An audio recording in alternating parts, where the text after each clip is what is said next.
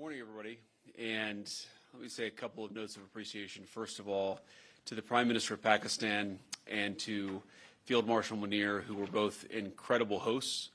And whatever shortcomings of the negotiation, it wasn't because of the Pakistanis, who did an amazing job and really tried to help us and the Iranians bridge the gap and get to a deal.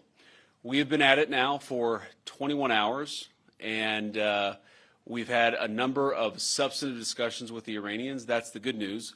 The bad news is that we have not reached an agreement, and I think that's bad news for Iran much more than it's bad news for the United States of America. So we go back to the United States having not come to an agreement.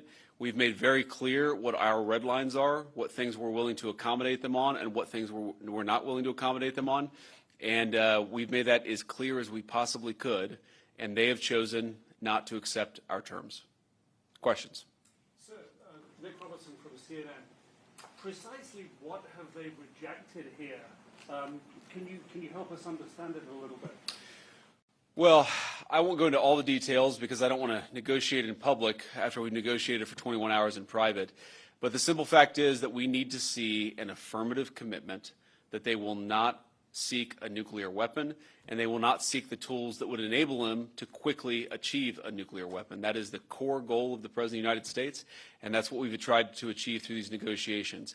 Again, their nuclear program, such as it is, the enrichment facilities that they had before, they've been destroyed. But the simple question is, do we see a fundamental commitment of will for the Iranians not to develop a nuclear weapon, not just now, not just 2 years from now, but for the long term? We haven't seen that yet. We hope that we will.